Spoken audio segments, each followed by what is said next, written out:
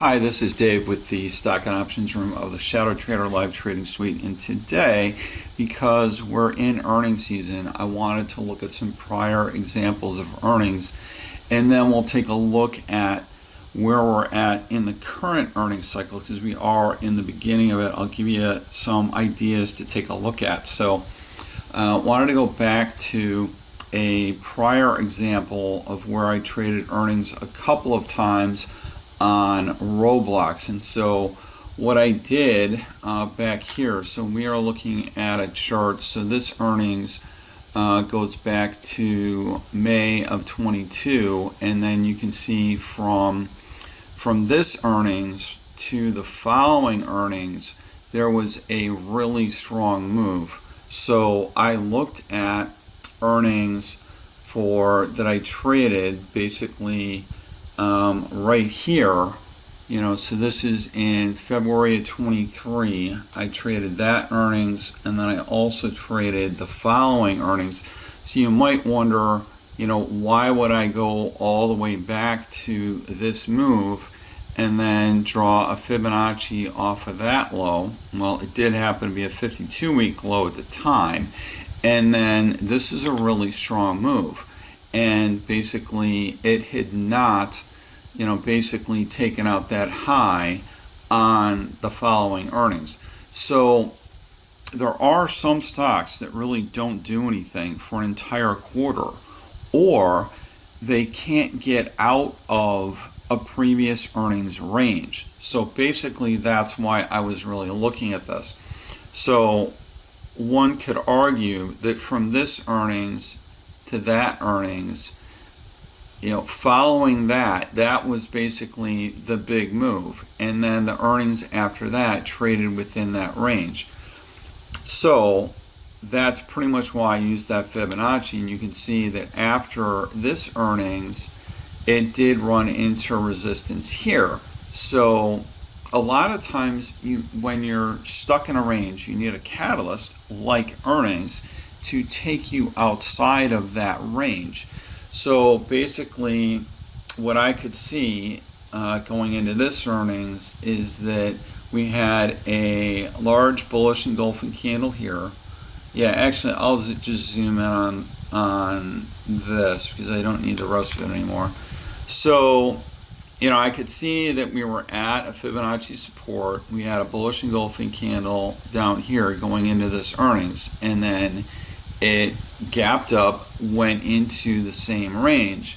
But then, that's one of the reasons I'm looking at this as a historical example, is we've got a lot of time here to show you basically what a stock can do from an entire quarter. And you could see this prior Fibonacci retracement that I drew before, basically the high of day 2.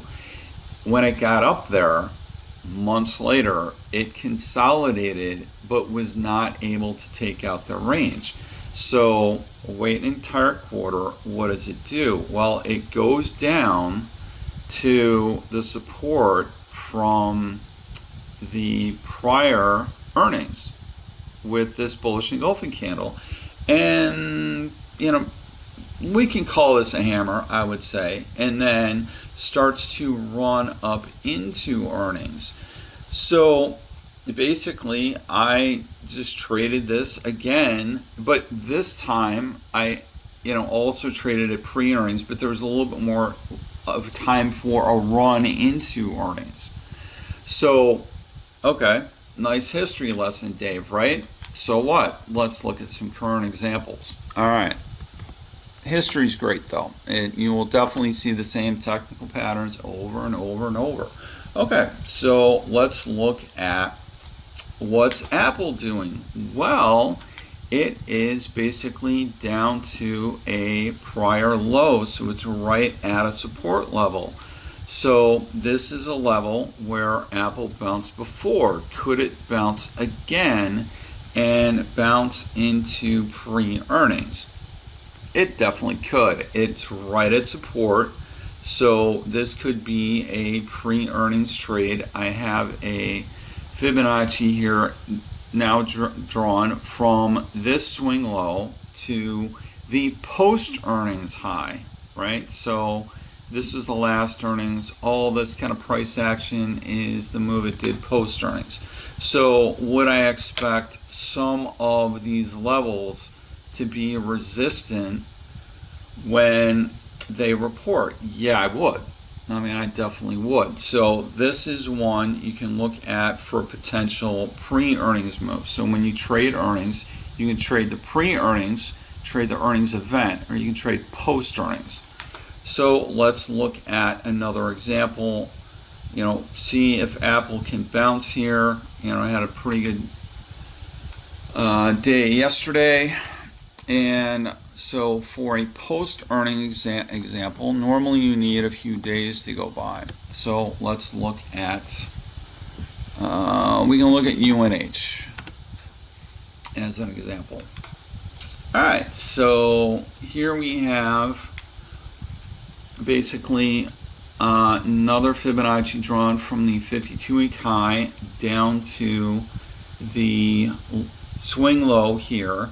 And basically UNH reported, and so now we've had 4 days go by and it has not taken out.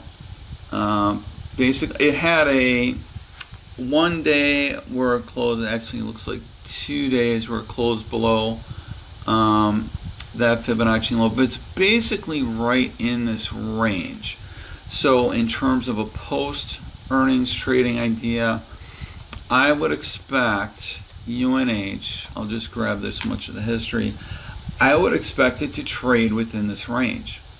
So we've got the gap down on earnings, and that was right around 530 and change. I would expect that to be some resistance in this zone from 530 to roughly 540.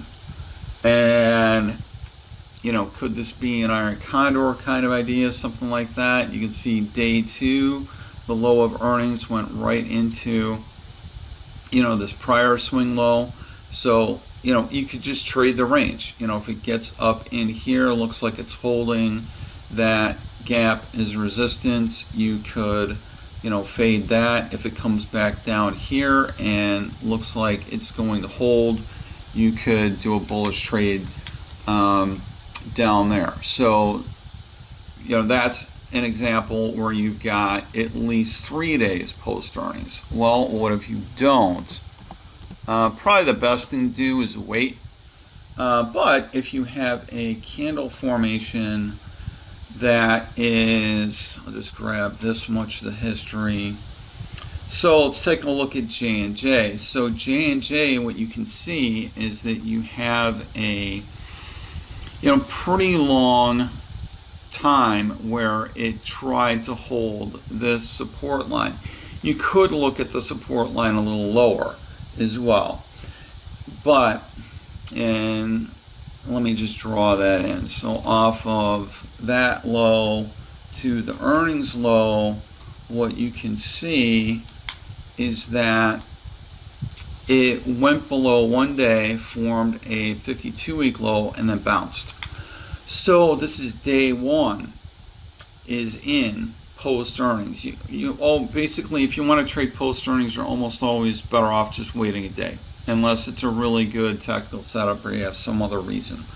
So we have a hammer here, and you could basically look at that as a reason to take this bullishly, or at least if you got bullish on this day, seeing that it was coming right into the support, which you can do as well. I mean, if you want to take something right at support post earnings, that can be a valid trade. Definitely there was more reward to the upside down here. You had pretty much less than $2 worth of risk down here, and you had basically at least 3 to 1 on the upside if you would have taken it here. But that's not for everybody. So I would say at this point, with J&J, you could give it a few more days. Maybe it'll come back down here, retest, and then bounce. or maybe it will go back up into this area and find resistance. So hopefully those are all examples of what you can take a look at, either pre-earnings, trading earnings event, or post-earnings. All right, and hopefully I will catch you in the room. Hi, this is Dave with the Stock and Options Room of the ShadowTrader Live Trading Suite. If you want to trade 0 DTE options live and in real time with me, click the link in the description below. I wish you good trading, and I'll see you in the room.